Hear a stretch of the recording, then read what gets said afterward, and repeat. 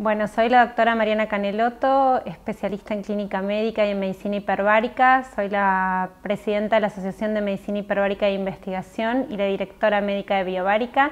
En esta oportunidad vamos a hablar sobre los fundamentos científicos de la medicina hiperbárica, los que avalan su utilización y sus indicaciones médicas.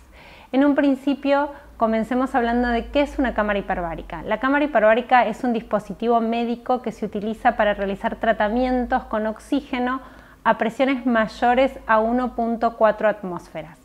Hay diferentes tipos de cámaras hiperbáricas, las cámaras monoplazas, como la que les estamos indicando en esta imagen, está formada por una cabina. Es una cabina hermética que se cierra por completo, la cual va a ser presurizada por un gabinete de un compresor y un concentrador de oxígeno, que es el que va a administrar el oxígeno al paciente. El paciente dentro de la cámara va a respirar oxígeno al 100% y el compresor va a estar generando el aumento de la presión adentro de la cámara. Esto nos va a permitir lograr un efecto hiperbárico. El efecto hiperbárico es: aumentamos la concentración de oxígeno que el paciente va a estar respirando, oxígeno al 100%, y vamos a aumentar la presión del aire adentro de la cámara, el ambiente, la presión ambiente, a 1.45 atmósferas. Eso se llama hiperbaria. Estos dos factores juntos, que ahora vamos a explicar sus efectos fisiológicos y cómo funcionan, lo que van a lograr es una fuerte hiperoxia. Van a lograr un aumento del oxígeno disuelto en sangre que me va a permitir alcanzar tejidos poco irrigados y producir efectos fisiológicos y bioquímicos en nuestros tejidos. Hay dos leyes físico-químicas que explican este proceso de incorporación del oxígeno a los tejidos para formar parte de la fisiología del oxígeno. Una de ellas es la ley de Dalton, que es la que habla que las presiones de una mezcla de un gas es igual a la suma de las presiones parciales de cada uno de los gases que la componen. Y la otra es la ley de Henry, la que explica que los gases se disuelven en los líquidos cuando son sometidos a presión. Este efecto es lo que nos va a demostrar cómo el oxígeno sometido a presión que respira el paciente adentro de la cámara hiperbárica va a lograr llegar a todos los tejidos, va a aumentar la cantidad de oxígeno disuelto en el plasma y me va a permitir lograr efectos bioquímicos y fisiológicos en nuestros tejidos. Entonces, nosotros vamos a tener una presión sanguínea de oxígeno aumentada, una mayor cantidad de oxígeno disuelto en el plasma. Esto es independientemente de la hemoglobina. A esto nosotros le llamamos hiperoxia. El oxígeno va a ir directo al plasma y eso es lo que nosotros tenemos que comprender, y no va a utilizar la hemoglobina como medio de transporte. Vamos a tener aumentado el gradiente de oxígeno entre el alvéolo y el capilar pulmonar y vamos a tener mayor difusión de oxígeno y mayor disponibilidad del oxígeno en los tejidos. Este efecto del oxígeno nos va a permitir calcular cómo yo en un estado de normoxia tengo una presión parcial de oxígeno de 160 milímetros de mercurio, y si yo a ese ambiente de respiración de un 21% de oxígeno le sumo el aumento de la presión hiperbárica de 1.45, solamente con ese efecto, sin aumentar mayor la concentración de oxígeno, voy a tener aumento de la presión parcial de oxígeno a 231 milímetros de mercurio. Esto lo que me demuestra es que si yo calculo las presiones parciales de oxígeno y la presión intraalveolar, lo que voy a tener es un aumento de la presión en el alvéolo, lo que igual me va a permitir el aumento de la difusión del oxígeno plasmático. Todo esto explica las leyes, la solubilidad del oxígeno y la llegada del oxígeno a los tejidos y el aumento de las presiones parciales, como le explicaba anteriormente, entre la ley de Dalton y la ley de Henry. Con el efecto hiperbárico, esto lo que vamos a demostrar es que aumenta unas 10 veces la cantidad de oxígeno que está disuelto independientemente de la hemoglobina, y así podemos llegar a todos los tejidos con isquemia y con hipoxia. Hay un modelo matemático que nos permite explicar cómo se logra la hiperbaria efectiva. Este modelo matemático es el modelo de Krog, el cual tiene en cuenta la densidad media de los capilares, que varía según los tejidos entre los más vascularizados y los menos vascularizados. Es un promedio de 600 por milímetro cúbico, donde tenemos unos 2.500 a 3.000 en el cerebro, en el riñón, en el hígado y en el corazón. donde tenemos aproximadamente entre 300 y 400 en los menos vascularizados, como los músculos esqueléticos, y menos de 100 como tenemos en el hueso, en el tejido adiposo y en el tejido conectivo. Teniendo en cuenta toda esta distribución de los capilares, en este modelo matemático se toma en cuenta la separación media de los capilares, que es de 40 micrones entre cada capilar adyacente, y que hay una distancia entre estos que incluye a células vivas, de 1 a 3 células vivas en los tejidos. Este modelo de Krog lo que toma en cuenta es los gradientes radicales de presiones que hay, teniendo en cuenta un cilindro donde mide radio en forma longitudinal también, y permite saber cómo es el consumo de oxígeno, la solubilidad y el coeficiente de difusión del oxígeno, teniendo en cuenta el extremo arterial y el extremo venoso. Entonces, lo que se va a permitir calcular a través de este modelo es cómo podemos lograr una hiperbaria efectiva con la penetración del oxígeno a los tejidos y cómo podemos calcularla. Este modelo me permite saber cuál es la difusión que voy a tener y la penetración del oxígeno a los tejidos y al plasma para poder hablar de la hiperbaria efectiva.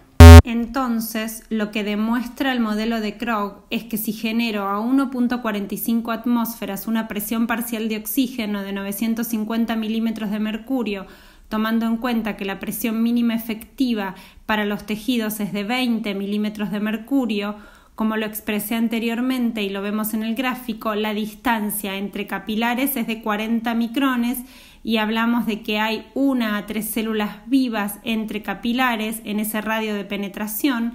De esta manera está claro que con valores de presión parcial de oxígeno de 950 milímetros de mercurio generados a 1.45 atmósferas vamos a tener un radio de penetración de 75 micrones con un diámetro de 150 micrones, lo que va a garantizar la llegada de oxígeno a los tejidos y a los capilares, alcanzando a cubrir un gran territorio de células vivas. Bueno, cuando hablamos de aumentar el oxígeno a los tejidos, estamos hablando de mejorar nuestro metabolismo aeróbico. Entonces, todos sabemos que el oxígeno es el elemento esencial para abastecer las necesidades energéticas de la célula, y acá es donde tiene fundamental importancia la acción hiperbárica. Nosotros aumentamos la llegada del oxígeno para que produzca mayor nivel de ATP, aumentamos la producción de energía, trabajamos a nivel mitocondrial en el ciclo de Krebs, en la fosforilación oxidativa, en la cadena de transporte de electrones.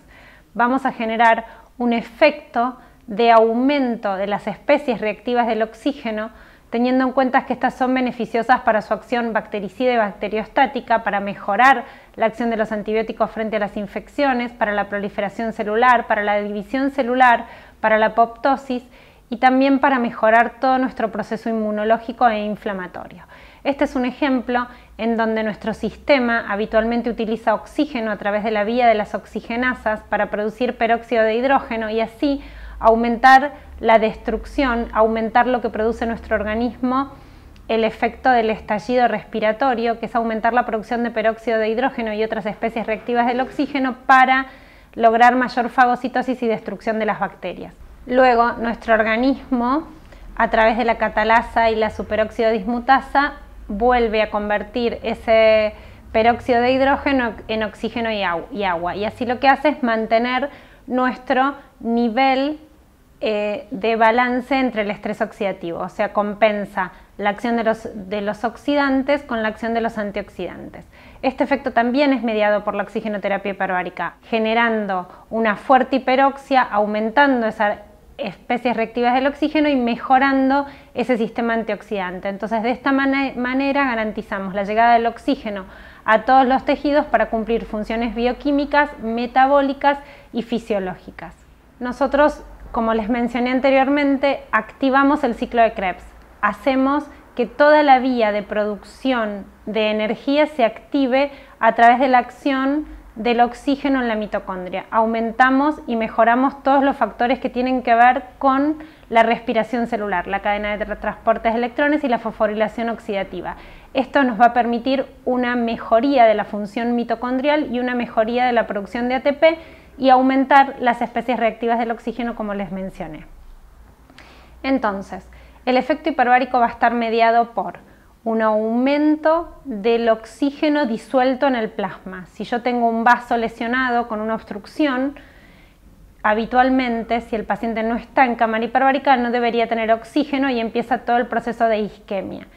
En el proceso de oxigenación hiperbárica, aunque el vaso esté obstruido, el plasma está lleno de oxígeno, permite una mejor difusión y llegada a todos los tejidos aún después de la obstrucción, y hay un aumento y un estímulo de la formación de nuevos vasos sanguíneos. Entonces, los efectos fisiológicos que nosotros vamos a tener con esta hiperoxia es una pequeña vasoconstricción que no es hipoxemiante porque hay gran aporte de oxígeno a los tejidos que nos va a permitir reducir el edema y la inflamación. Hay un estímulo para formar nuevos vasos, una neovascularización y una vasculogénesis que es dependiente del estímulo de la médula ósea a través del estímulo del factor de crecimiento endotelial vascular, dependiente del óxido nítrico.